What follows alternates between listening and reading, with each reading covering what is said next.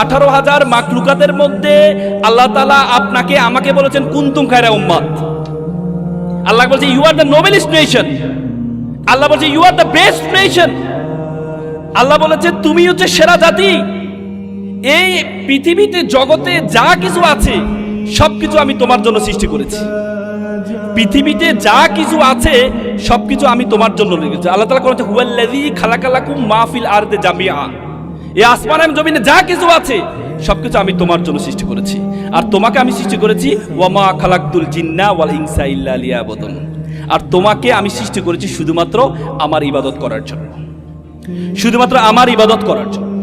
তার মানে আপনারা এখানে যারা আছেন আপনারা নিজেকে ছোট ভাবলে হবে না।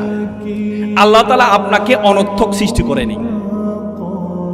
আল্লাহ তাআলা আপনাকে অনর্থক সৃষ্টি করেনি। আপনাকে আল্লাহ তাআলা কোনো একটি কারণে সৃষ্টি করেছেন, সেটির জন্য আপনি যেতে পারেন নাই বলেই আপনি ভাবেন আল্লাহ তাআলা আপনাকে অনর্থক সৃষ্টি করেছেন।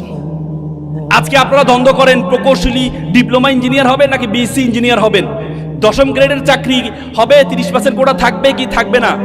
এখানে কি বিএসসি ইঞ্জিনিয়াররা চাকরি করে অ্যাপ্লাই করতে পারবে কি পারবে না এই চিন্তা করেন। এই চিন্তা করবেন না, এই চিন্তা করবেন না। ইঞ্জিনিয়ারদেরকে চাকরি করার জন্য এই আপনাদেরকে পড়ানো হয়।